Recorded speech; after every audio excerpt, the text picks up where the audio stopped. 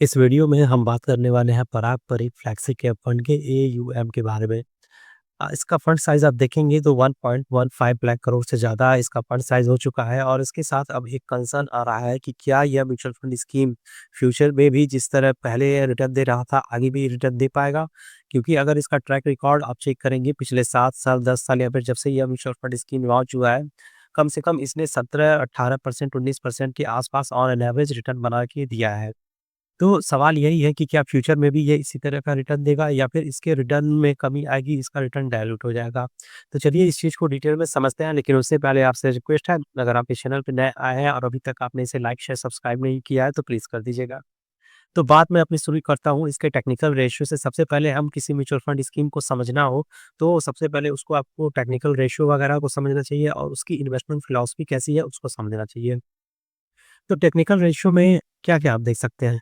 जैसे इसका अल्फ़ा कितना है, बीटा कितना है, शार्प रेशियो देख लेंगे, सॉर्टिनो रेशियो देख लेंगे, इसके अलावा इसका मीन रिटर्न भी चेक कर लेंगे, ठीक है? तो स्क्रीन पे साइड में आपको दिख रहा होगा ये सारे पैरामीटर आपके सामने हैं। तो वन बाय वन मैं यहाँ पे सारी चीज़ें एक्सप्लेन भी करता हूँ और इसका हम कंपैरिज़न भी करेंगे कि बेंचमार्क और कैटेगरी की तुलना में ये जो सारे पैरामीटर हैं वो कैसे परफ़ॉर्म कर रहे हैं। तो अगर मैं मीन रिटर्न की बात करता हूँ, इस म्यूचुअल फंड स्कीम का अगर मीन रिटर्न आप देखेंगे तो वो कहीं न कहीं आपको 20.42% आपको देखने को मिल रहा है, जबकि इसके बेंचमार्क और कैटेगरी का जो रिटर्न है वो 15-16% के आसपास दिख रहा है। अच्छा, ये जो पैरामीटर आपको दिख रहा है ये लास्ट 3 ईयर के डेटा पर आधारित है। तो 3 साल में किसी म्यूचुअल फंड स्कीम का मीन रिटर्न या फिर एवरेज रिटर्न 20% के आसपास हो तो मेरे हिसाब से वो बहुत ही अच्छा परफॉर्मेंस दे रहा है। इसके अलावा आप देख लीजिए साफ तौर पे कंपेयर करने पे हमें पता चल रहा है कि ये अपने बेंचमार्क और कैटेगरी को ठीक-ठाक मार्जिन से बीट कर रहा है। इसके अलावा अगर इस फंड के वोलेटिलिटी की बात करें तो यहाँ पे हमें बहुत ही कम वोलेटिलिटी देखने को मिल रही है, जो कि साफ तौर पे बता रहा है इसका स्टैंडर्ड डेविएशन जो है 8.40% और कैटेगरी का और बेंचमार्क का देखेंगे तो वो 13 और 12% के आसपास दिख रहा है। तो अपने बेंचमार्क और कैटेगरी की तुलना में ये फंड बहुत ही कम वोलेटाइल है, एक स्टेबल इन्वेस्टमेंट अप्रोच ये लेकर चलता है। इसके अलावा अगर शार्प रेशियो और एंड सॉर्टिनो रेशियो देखें तो इससे हमें यह पता चलता है कि कोई म्यूचुअल फंड स्कीम का जो रिस्क एडजस्टेड परफॉर्मेंस है वो कैसा है। मतलब पर यूनिट कोई म्यूचुअल फंड स्कीम जितना रिस्क ले रहा है उसके हिसाब से रिटर्न कितना दे रहा है।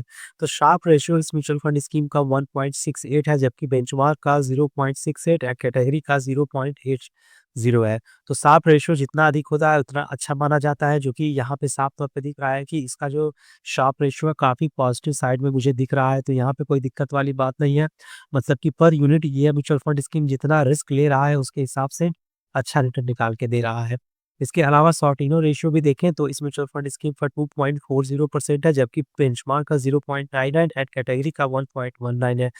सॉर्टिनो रेशियो भी यहाँ पे कहीं न कहीं शार्प रेशियो की तरह ही बताता है कि किसी म्यूचुअल फंड स्कीम का रिस्क परफॉर्मेंस कैसा है, लेकिन ये डाउन साइड में बताता है।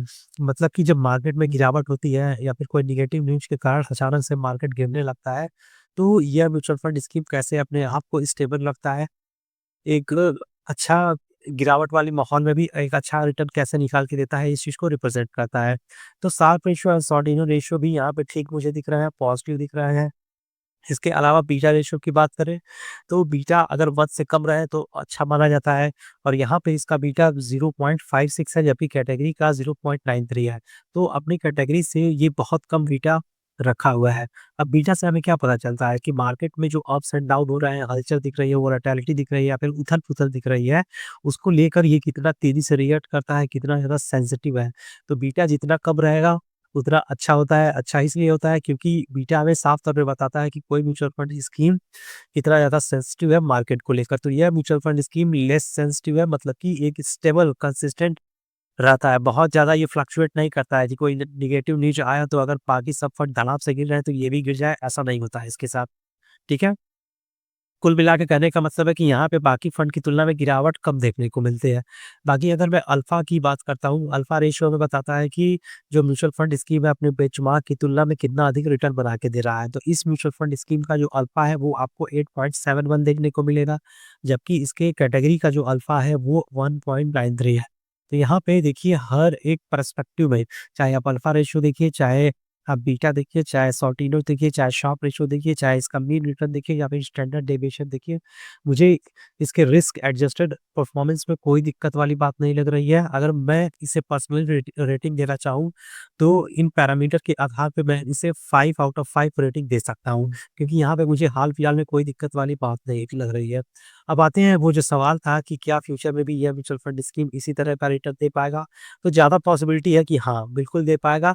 इसकी पूरी संभावना है कि आने वाले फ्यूचर में भी जैसे पिछले 7 साल, 8 साल, 10 साल में इसने रिटर्न दिया है, लगभग उसी तरीके का ये रिटर्न दे सकता है। अगर rare of the rarest case में मान लो, अगर किसी को लगता है कि नहीं, हैवी एयूएम के कारण जो फंड मैनेजर है उसको इतना फंड मैनेज करने में, किसी अच्छे स्टॉक में डिप्लॉय करने में, इन्वेस्ट करने में दिक्कत होती है, तो ये बात भी आपकी सही है। लेकिन फिर भी इन सारी चैलेंजेस के बाद भी आप पाएँगे कि यह जो म्यूचुअल फंड स्कीम है आपको 15% से ज़्यादा return most of the cases में दे ही देगा। अब फ्लेक्सी कैप की कैटेगरी में या फिर मल्टी कैप की कैटेगरी में कोई म्यूचुअल फंड स्कीम अगर 15% से ज़्यादा आपको रिटर्न दे रहा है, लो रिस्क के साथ दे रहा है, तो इससे बढ़िया और क्या चाहिए? यकीन मानिए, अगर आप एक ठीक-ठाक इन्वेस्टमेंट करते हैं और लॉन्ग टर्म में इन्वेस्टमेंट करते हैं, तो 15% का रिटर्न भी काफ़ी अच्छा माना जाता है, उसके साथ भी आप वेल्थ क्रिएट कर सकते हैं। तो ओवरऑल कंक्लूड करूँ मैं इसके रिस्क रेशियो को, तो कोई दिक्कत वाली बात मुझे हाल-फिलहाल में नज़र नहीं आ रही है। अब आते हैं एक बार इसके रिटर्न को भी जाते-जाते चेक करेंगे कि इस म्यूचुअल फंड स्कीम का रिटर्न कैसा रहा है।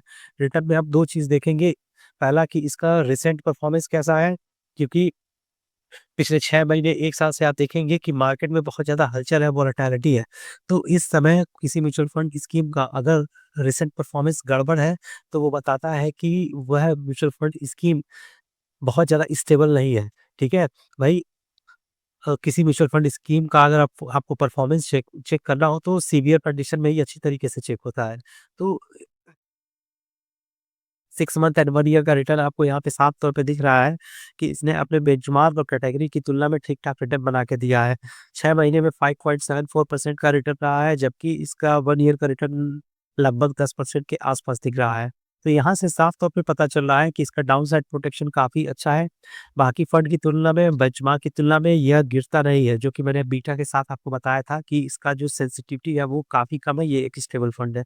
इसके अलावा अगर आपको लॉन्ग टर्म परफॉर्मेंस चेक करना है तो 1 ईयर, 3 ईयर, 5 ईयर, 7 ईयर और 10 ईयर का रिटर्न आपके सामने है। आप देख सकते हैं, उदाहरण के लिए 10 साल का अगर आप रिटर्न देखिए तो इसने 18.30% के आस-पास रिटर्न बनाया है, जबकि इसके बेंचमार्क ने लगभग 14 से 15% के बीच में रिटर्न बनाया है। वहीं 7 साल का भी देखें तो 21% के आस-पास इसका रिटर्न रहा है, जबकि इसके बेंचमार्क और कैटेगरी का जो रिटर्न है वो कहीं न कहीं 16 साढ़े 16% के आस-पास हमें देखने को मिला है। तो कुल मिला के कहना है यही कि चाहे मैं इसके रिटर्न की बात करूँ, चाहे रिस्क एडजस्टेड परफॉर्मेंस की बात करूँ, इन दोनों पैरामीटर पे ये म्यूचुअल फंड स्कीम काफ़ी स्ट्रॉन्ग साइड में मुझे दिख रहा है और हाल-फिलहाल में मुझे ऐसा कोई साइन नहीं दिख रहा है या फिर इसके साथ कोई ऐसे चैलेंजेस नहीं दिख रहे हैं जो आने वाले फ्यूचर में इसके रिटर्न को डाइल्यूट करें या फिर कम करें। लेकिन जैसा मैंने कहा, rare of the rarest case में अगर हाई एयूएम के कारण कोई दिक्कत भी आती है, तो भी यह mutual fund scheme higher possibility है कि आपको 15 से लेके 17% के बीच में रिटर्न देने की क्षमता रखता है और इतना भी रिटर्न आपको बहुत अच्छा वेल्थ क्रिएट करके दे सकता है। तो कुल मिला के अगर मैं इस फंड के बारे में इतना ही कहना चाहूँगा कि यह म्यूचुअल फंड स्कीम अभी भी फ्लैक्सी कैप कैटेगरी का one of the best mutual fund scheme है। अगर आपके पोर्टफोलियो में ऑलरेडी यह फंड है तो आपको कहीं स्विच करने की ज़रूरत नहीं है, बंद करने की ज़रूरत नहीं है। इसमें आप अपनी इन्वेस्टमेंट को कंटिन्यू कर सकते हैं। हाँ, अगर आप फ्रेश एंट्री लेना चाहें तो भी इसमें ले सकते हैं। फ्यूचर में ये हाई पोटेंशियल रखता है ग्रोथ का। ठीक है? तो वीडियो समाप्त होता है। जाते-जाते बस इतना कहना चाहेंगे कि जो कुछ भी मैंने बताया है केवल और केवल एजुकेशन अवेयरनेस पर्पज़ के लिए है। किसी भी तरह के फाइनेंशियल प्रोडक्ट को खरीदने-बेचने की सलाह, मशवरा, रिकमेंडेशन, सजेशन नहीं दिया गया है। देखिए, मार्केट में हमेशा रिस्क रहता है, तो जब भी आपको इन्वेस्टमेंट करना है, अपने खुद के रिस्क पे कीजिएगा। मिलते हैं नेक्स्ट वीडियो में, तब तक के लिए जय हिंद, जय भारत।